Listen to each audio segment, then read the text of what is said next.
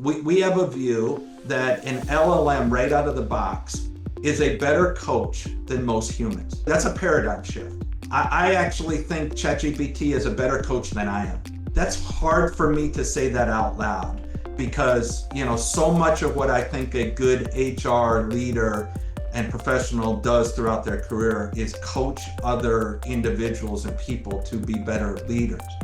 But if you think about, okay, if I'm not coaching, what am I doing? The answer is other higher level problem solving.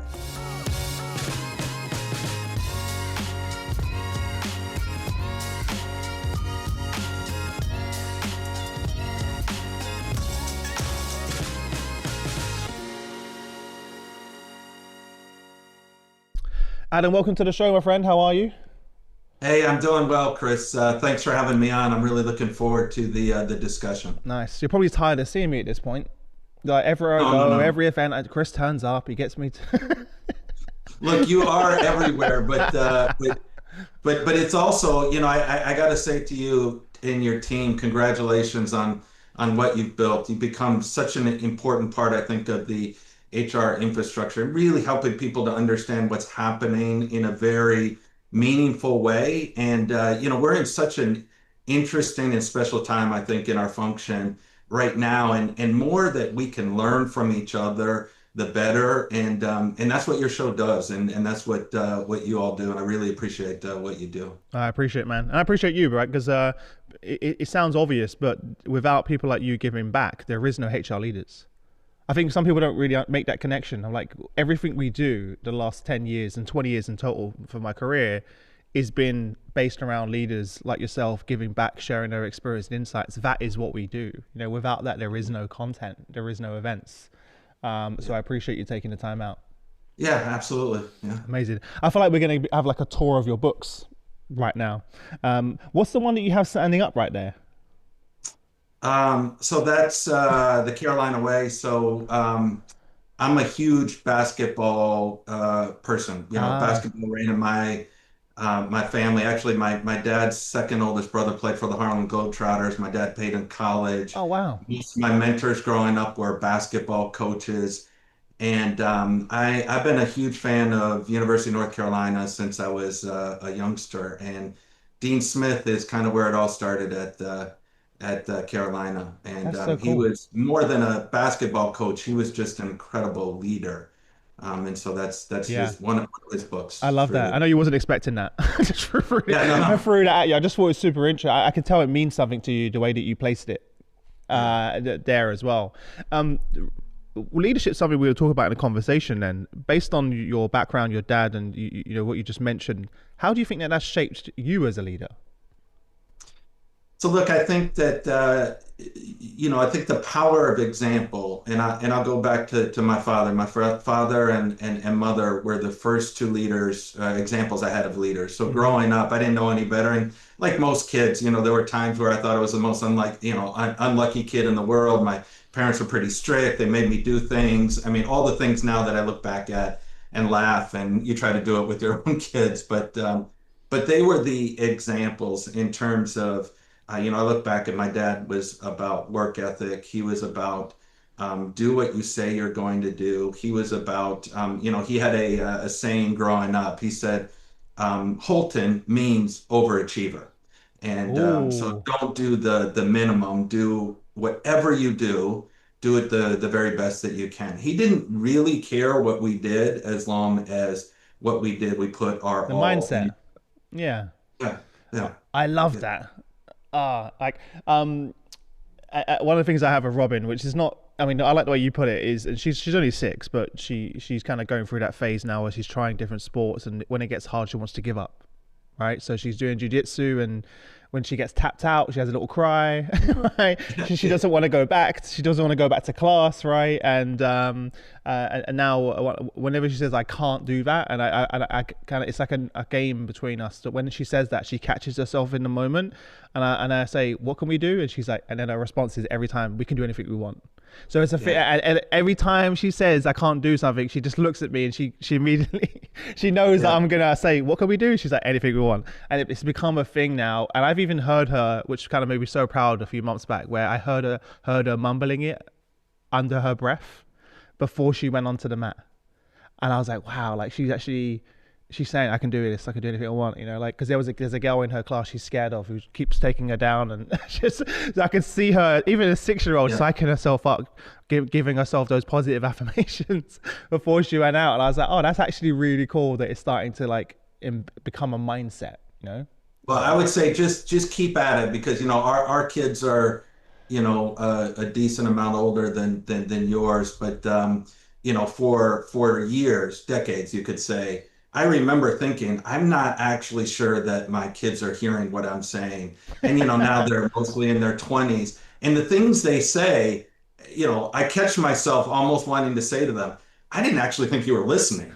But it is the lessons. They come back and it's just amazing. And you have those discussions with your own parents, and your own parents, my parents have said that to me too. Like, I didn't think you were listening for decades. And Yeah. it's just funny how that comes along, and how even when we don't think our kids are listening, not only are they listening, they're watching. And again, going back to that power of Yeah. example, it's something about what we say, but what we do is so much more powerful. Yeah, you're right. I'm trying to be. I've been a bit more in both internally in the business, and also with my daughter, trying to make sure that I'm showing up and walking the walk, right, and talking the talk, because that they notice what you do, right, and even my daughter who's 6 sounds silly. She really does pay attention. And if I say certain things and do certain things, she'll kids are pretty ruthless. They will tell you, Daddy, you said you were going to do that and you didn't. And I'm like, wow, like she just says it how it is, and I'm like, okay, you're right. And I said I was going to do that, I didn't do it, I own it, and then I was like, wow, you're actually paying attention to. Yeah, and look, I think also in business, we spend a lot of time teaching leaders how we want them to behave. And I think that's all important. Certainly the knowledge and teaching skills, that's an important component of leadership development. That pales in comparison to the idea of the examples that we set.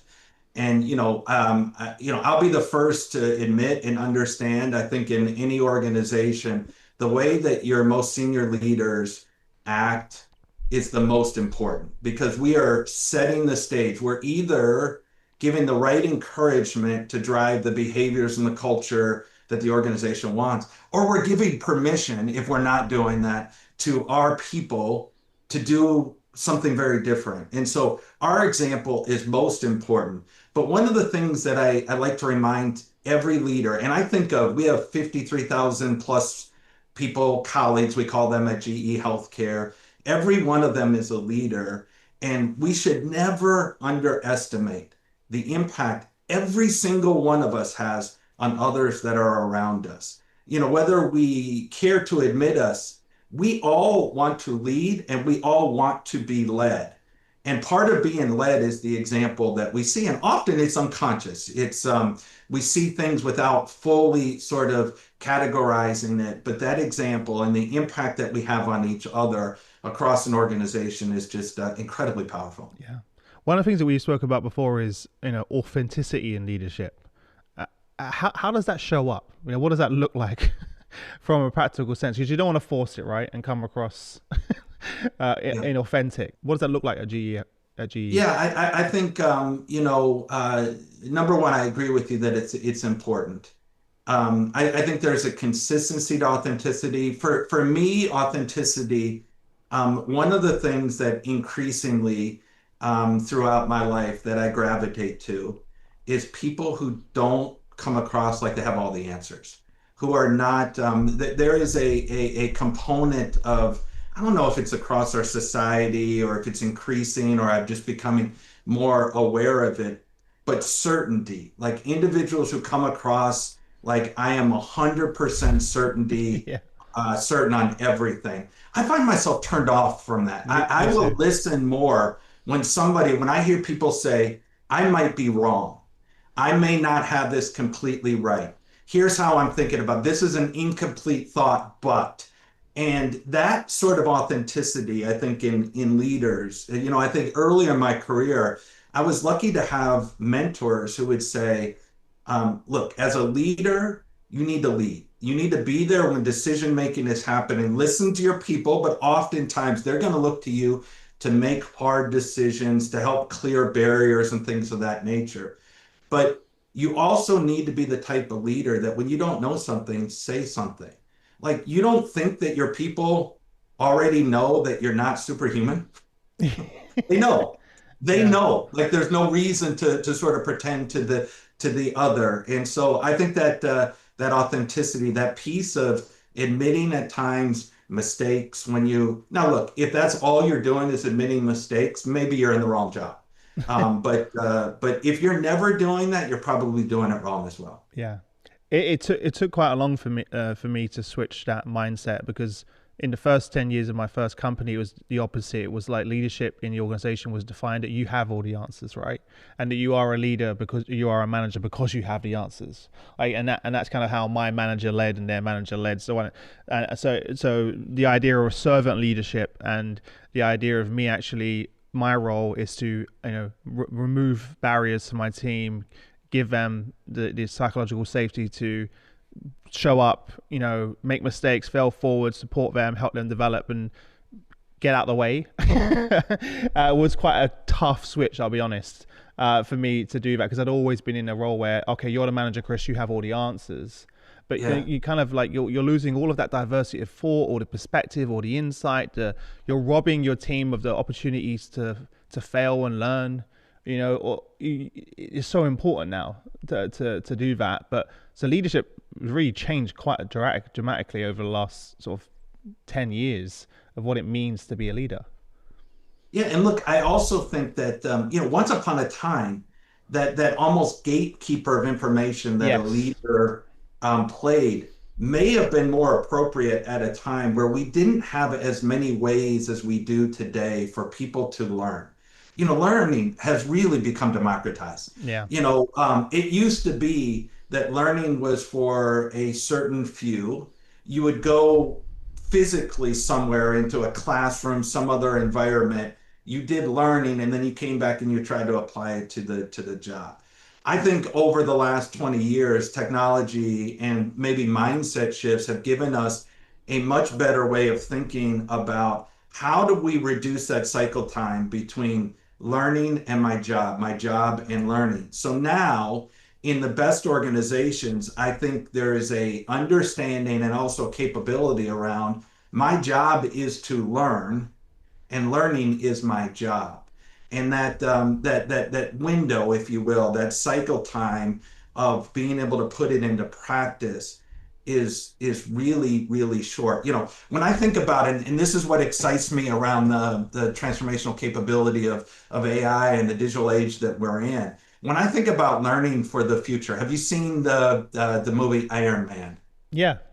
Yep. Yep. Yeah, okay. You were going to really hurt me if you hadn't seen it, because then the analogy wouldn't make any sense at all. But to me, the learning of the future is Jarvis, Yeah. right? This idea of, you think about Tony Stark, in and of himself, he was a genius and things of that nature. But just watching him in the movie interact with this, computer voice that knew everything about him, that had access to information all across the world. And in a moment's notice, if he needed a piece of information, in 2 seconds, he could get it. Right. That starts to sound very, very, very like what we are seeing right now with LLMs, right? LLMs are 100%. Jarvis, We're right? one, And we're one how step away from that now. Like we're now moving to the era of, we had large action models. Oh, sorry, large language models, which is kind of where we are now, where you can ask a question, get an answer. The next evolution with large action models is Jarvis, is create me the new Iron Man suit.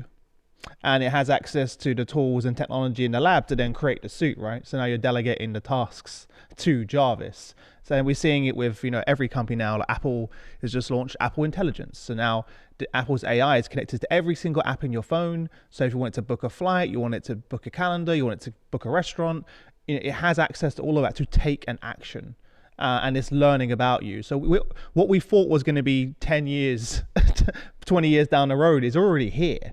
In fact, it's just the way that companies are architected in terms of their technology and their tech stack is just not set up to. The technology is here. We're just having to now figure out how does this fit into our existing tech stack, and that's going to be the challenge. Why do you think companies are not set up for that? I mean, I have a theory on that, but I'd love your perspective. Because I most, couldn't agree with you more. because most technology stacks are not connected. For example, like right now, there's this sort of big battle going on of who and which tech player is going to become the sort of master AI agent, right?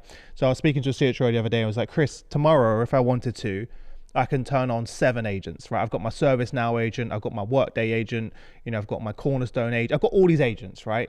But the problem is we want to create one consistent experience for our employees and customers. So we can't have them accessing 10 different agents, right? So we have to feed that into one UX and UI. And most companies, APIs and integrations are not set up that way. So you see companies like ServiceNow who are kind of winning the race in many ways, because they're playing nicely and they're integrating with everyone, saying, hey, we'll bring all of that into our agent, into ServiceNow. And that's why you see them winning in many ways as well. So that's kind of what I think. But also there's a huge culture shift that's taking place as well, right? So it's not like anything. It's the technology is not. People always think like the technology part's going to be the challenging part. No, it's not. It's going to be the actual human part, the culture transformation and adoption. Always, I've done 1,500 episodes. So whenever I talk about a technology transformation, it's never the technology that we talk about. It's the people, right? And the cultural transformation that comes with it as well. So I think it's a combination of both. I agree with you, and I think your second point, I think that's an exponentially greater impact. When you think about, I think we're stuck in a paradigm that we've been in our whole lives when we think about technology. In our whole lives, we think about technology in HR and in business as standardizing processes. We're going to take a process, hopefully we're going to make it faster, we're going to make it more efficient, we're going to make it more productive. We haven't thought around how does technology allow us to rethink processes. Yeah. And I think that's a mindset shift between sort of the technology of yesteryear and what LLMs and AI brings to us today, right? If we're just thinking about using AI to try to do our current processes, we're completely missing the boat, right? Technology of yesteryear was, long cycle, somebody else put it in place. The users had really no ability to sort of change it and innovate with the technology. It was used for very set processes. And now we are introducing something, that I don't even like calling it a technology. Yeah. I call it a capability, because I think when we say technology, we think of information technology. We think about technology from the past. But to me, the paradigm is you're sitting in a room and you are surrounded by 10,000 PhD level individuals, and each of them have a PhD in a different subject. Each of them are are as smart as you possibly can be in all these different topics, and you have instant availability to them. How are you going to use that in a very different way? Yeah, no, I agree. Like you mentioned earlier that around information being democratized. We thought that was huge when you had things like, obviously the internet, YouTube. AI has just taken that to a whole nother level. The technical capability and access to information, those barriers are gone, right? Like, because you can develop those. But now it's going to be the creativity, the critical thinking. Those are going to be the things that are really going to be important moving forward. And that's what I worry, because I can tell with my team sometimes when they send me emails and some work that they've just done, they've just used ChatGPT and sent it to me, and I'm like, but they haven't gone through the critical thinking of thinking through it, because we all know the days of starting with a blank piece of paper, and it's tough.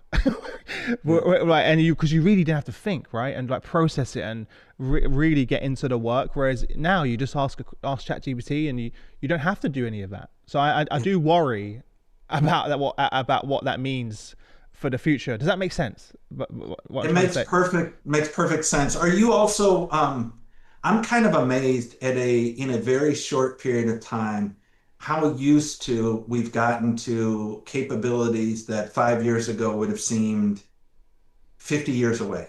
Yeah. Right. And one of the things I worry a little bit about, there's two things in sort of, we're at GE Healthcare, we are experimenting with a number of the different LLMs, giving our colleagues access to it. One of the things we're mindful of is how much will change over the next several years. And I think to sort of pin our future to one tech stack right now seems a little naive just in terms of how much can I change. 100% agree. Yeah. So we're experimenting with a lot of different things, and what we're seeing is a couple of different things. We're seeing already fear of missing out, right? So if I have Copilot, why don't I have ChatGPT? If I have ChatGPT, why don't I have Copilot? If I have both of those, how come I don't have Claude? And what's the sort of best system? Yeah. And it's interesting because all of the LLMs, people have their different preferences, and there are, I do think, objectively, some uses where certain LLMs are better than others in terms of how you use them. But every single one of them provide transformational capabilities that 2, 3, 4 years ago we couldn't even imagine. And so there's a bit of a how do you get the very most out of what is in front of you? And this idea of utilization, to me, mindset, the biggest indication of mindset is utilization, right? So I know there are some people, one of the things we try to teach at GE Healthcare is, we have a lot of colleagues who would say, I set aside 30 minutes of my week to really experiment with, whether it's Copilot or ChatGPT or any of the other models that we have. And our view is, no, Jarvis. Figure out how to integrate it. It should be a part of everything that you're doing. Mm-hmm. How do you use it and integrate it? How do you get away from what you are indicating, which is, hey, I'm just going to give my whole answer as it relates to something that pops out of an LLM. For me, where I see the biggest use is I'll think of something and then I'll go to ChatGPT or Copilot and say, give me 10 other ways I should be thinking about this. Yeah. How can I better explain this? And what I often will find, and this goes with some of the psychology of, really great facilitators know that when you're doing ideation, one of the most important questions you can ask is, what else? How else? Yeah. What else? And often that 10th idea that you come up with when you think you're completely exhausted and there are no more ideas is the one that you choose. Yeah.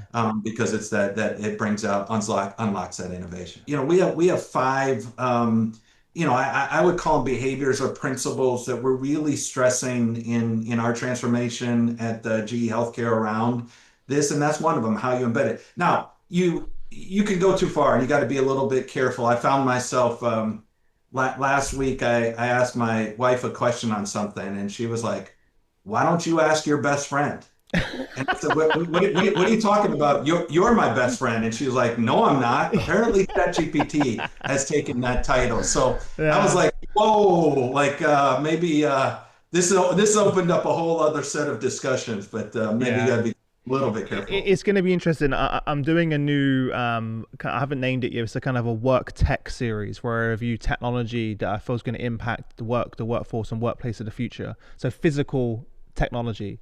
So next week, I'm getting a pair of headphones delivered to the studio that have got OpenAI and ChatGPT built into the headphones, right? So even if you disconnect from the internet, it stores it.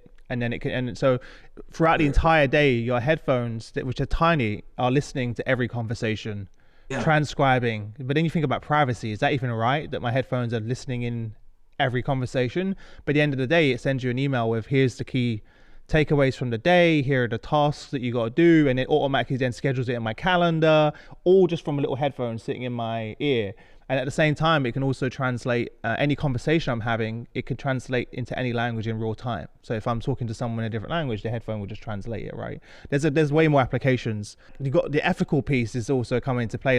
Is it right that I'm recording every single conversation that I'm having all day? I know we record our Zoom calls and we transcribe those and our Teams calls, but imagining having that always on and giving you a recap of every single day, that's very powerful. to have that, because I can't remember everything I agree to and said every single day, all day. It's getting crazy what the technology is out there. Yeah, and look, I think some of the examples you gave is what you are doing is a great example of the idea of create a lab mentality, right? Again, going back to mindset, you'll try a bunch of things, and oh, by the way, certainly responsible AI use Yes. Yeah. is really important. I'm actually, and I don't want to dismiss it. I don't want to sound dismissive as it relates to it. I find like at GE Healthcare, we've got a great team and we're really putting a lot of time and effort. And it was the foundation that we started with so that we could move faster as we put into it. I'm not actually worried that that's what's going to get in the way or that's what's going to be a shortcoming. I do worry that we won't have enough of what you are demonstrating. This idea of, I'm going to try 1,000 experiments, small little experiments in a year. So many of them aren't going to really go anywhere. Yeah. They're not going to pan out, but you're going to find 10 of them that are going to continue to transform the way you run your business. Yeah. And that's really what we are pushing for at GE Healthcare is for our colleagues to use them in small ways. Increasingly, we are changing our paradigm from, okay, now that you know how to use them in small ways, what are the biggest problems? There is another mindset piece that within our business that we really try to focus on, which is the idea of I will have people ask me, what can an LLM do? And my point back is you're asking the question the wrong way. What can it do? Yes, true. We should start with a paradigm that the biggest problems that we deal with on a daily basis, that AI can be a meaningful part of the solution. If you start with that paradigm, you think about it differently. That helps you get to Jarvis versus iterating. We are all wired, I believe, for incremental improvement. And we now have a capability that really screams exponential improvement, but we've Yeah. got to unlock it. And to your point, it is the mindset piece. What would you say is the because there's so many HR leaders and companies that are just now, believe it or not, starting their AI journey, right? Better late than never, right? To do that. What are the areas and use cases specifically within your HR team that have been the most valuable? And I know you're on the journey still, but just for some Yeah. examples, that would be really helpful for everyone. Yeah, look, I think we are just getting into the how do you ensure that information that colleagues, our employees need is available to them in a way that they go to one place, that they can get the right answer that's personalized for them. They're not spending time waiting for answers to come back. Maybe the answer is wrong, but that they get really good information. So we're starting small as it relates to that. We're taking all of our benefits information in the US and making that available to all of our US colleagues as sort of a pilot as it relates to that. What my concern on that is we certainly can do more and faster, but it's got to be right from the beginning because I think there's a brand associated. Yeah. If you're going to tell me I can go to one place and get all of the information that I need, the first 2 times that I get erroneous information, will I come back? And that's what I'm sort of paranoid as it relates to it in terms of how important doing that piece is right. So we're going to start slow and then layer on top of that. Like it's kind of like you probably are young enough that you didn't have to go through this, but I remember when I first started in business, we would have passwords for every different application. Yeah. And I remember when single sign-on first came about, and there was like a 6-month campaign, and everybody was so excited about it. And then we all got our single sign-on password, except that single sign-on only worked for 3 applications. So single sign-on only became another password. Now, over time, slowly but surely, they added it. But when it first came out, like I said, you got to be kidding me. This isn't single sign-on. And so in a similar way, I want to make sure that what's in this is really done well, that the experience people have, so that as we add more knowledge to it, the brand is strong as it relates to that. I think that's number one. Number two, coaching. right? We have a view that an LLM right out of the box is a better coach than most humans. That's hard to really, that's a paradigm shift. I actually think ChatGPT is a better coach than I am. That's hard for me to say that out loud because, so much of what I think a good HR leader and professional does throughout their career is coach other individuals and people to be better leaders. But, if you think about, okay, if I'm not coaching, what am I doing? The answer is other higher level problem solving as it relates to it. And oh, by the way, there's always going to be a piece, I believe, for humans in the loop as it relates to coaching. But if you think about now the ability for our colleagues to have access 24/7 to a really solid coach. Yeah. We're working through some pilots in terms of how do we use that in career coaching? How do we use that in performance coaching? How do we use that just to make our people better at problem solving?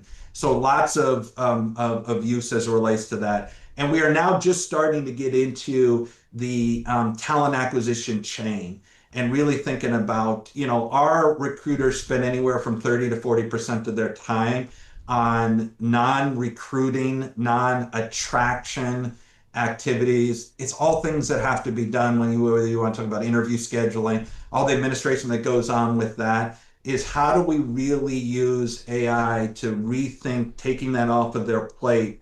Because quite honestly, AI can do that faster, can do that better, and get to a better solutions as it relates to that. So our recruiters can spend more time really assessing the talent, really helping the talent onboarding before they start onboarding to truly understand the environment they're walking into so that as they get in, we shorten that cycle time between start and full effectiveness. I think, first of all, I think that what you just shared, those three areas, is kind of also what I'm hearing from most of the community. I think that makes sense, and where we can have the maximize our value along the way. I've already seen the research, which was quite shocking when I saw it, that most people would rather have an AI coach than actually talk to their manager, which is sounds shocking when you hear it, but then kind of, okay, I get it. Maybe you don't want to have that relationship with your manager directly. You'd rather have it externally, and they would prefer an AI. Which doesn't that make sense though? Because I remember when I saw that, I kind of had that belief, but when I started to see some data behind that, it is a little bit shocking until you sort of, yeah. I think about the most trusting relationships in business I've ever had, and I've been lucky to have some incredible leaders that I've worked for.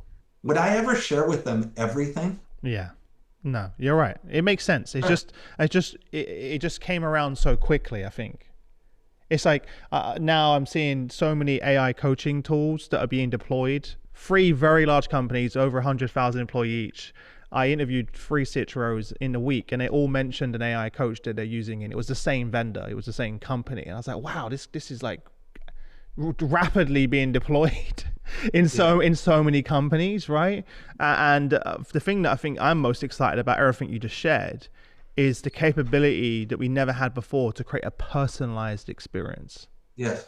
That's the part that we had, that now LLMs allow us to have. It has the context of the individual and can, for the first time ever, create a truly personalized experience, right? Where if it's talking about the benefits, it's not just a generic intranet with all of the details, but it's talking about the benefits that are specific to you, and maybe even at the time of life, the time in your life that it makes sense, right? So it sort of shows up in the moments that matter. So really creating it, similar with learning. We've never been able to create those personalized learning pathways, right? Yeah. Before. Same with coaching. As well, that personalized coach. So I think that's the bit I'm most excited about, is the personalization piece. Yeah, we have a brilliant HR leader on our team who sent me a note the other day, and she said, try this prompt in Copilot. And so the prompt essentially was, take a look at all of my emails and tell me what skills I've developed over the course of the last fill in the blank, however long you've been at that That's so company. interesting. Yeah. Tell me where I need to focus on more and give me suggestions on how I can improve in those areas. Yeah. I did that exercise. I've been back at GE Healthcare for the last year, so it had a year's worth of emails. What came out of that was incredible. To your point around from a personalization. And again, this is a generic LLM straight out of the box. But when you're and you can say asking great questions is the secret in any sort of scenario, but when you have a capability like an LLM that can respond to great questions like that, fundamental game changer when you think about personalization of learning and development and sort of the future. Yeah, it's so crazy you just said that, because we had our advisory board call last night for all of the CHROs who are part of our Atlas Copilot advisory, and that was one of the ideas that came from the group, is that we've now developed AI learning pathways in Atlas, which kind of builds a customized learning pathway. We're launching it next month, and we were sharing it with the investors, and they were like, hey, one of the really things we want out of this is, could you share at the end of the learning pathway, combination of the learning pathway, their emails, any search they've ever done, that hey, these are some of the skills that you've developed. Because sometimes you don't know, right? Because you're asking questions, you're taking the courses, you don't know what you're learning. But then the second one, I think, which we're missing, to add to what you just said though, is then providing feedback on how to go and use them. Right, because because sometimes we just consume. Now what we're building into Atlas is, here are some ways you can go and execute based on what you've just learned, and here are some of the areas based on your searches that you can solve problems with these new skills. So I'm excited to see how that evolves. And by the way, think about that through the eyes of our colleagues, right? For years, as we've tried to help support career paths and their learning journeys, the ability, I was a high school teacher prior to coming into the corporate world. And one of the things that I think is the hardest thing as a teacher is to not teach to the middle of a classroom. It's really, really hard to personalize. If you have 30 students in a classroom, each of them have individual needs. You do your very best to try to get to that. But, when I was a teacher in 1998, and I thought I was a good teacher, but it was hard to do more than teach to the middle. And so in, sort of corporate learning, to the best of where we've tried to personalize learning, it's still to the most of your colleagues. 100%. They're looking at what's being brought out there and saying, this feels kind of generic. Yeah. This doesn't feel like me. Now we have the ability to personalize learning for every single person in our organization. And not in the future, right now. Cool, man. Well, listen, I know I've got to let you go at some point. Before I let you go, we covered a lot. What would be your parting piece of advice based on everything we discussed, and then we'll say goodbye? Yeah, look, I think that we talked a lot about AI today, and the thing that I would say, we talked about some of the principles we try to use at GE Healthcare, how you're using it, which is just brilliant. To me, though, we've got to keep the focus on, at the end of the day, we should start with the question of, how do we become exponentially more effective in terms of how we serve and support our colleagues, how we serve and support our organizations. If we're using it from that paradigm, right, we're not going to go wrong on it in terms of it, but we've got to keep it focused on that. And, look, I've really enjoyed the discussion today, Chris. Again, congratulations on what you've built over the years. I really appreciate what you do and what your team does, what it means for our function, and how that's going to help us to continue to get better as we go through this very exciting future. Amazing. I appreciate you always taking the time out and giving your time to us. It means a lot. And I wish you all the best until we next speak. All right. Sounds good. Yep. Take care. Thanks. See ya.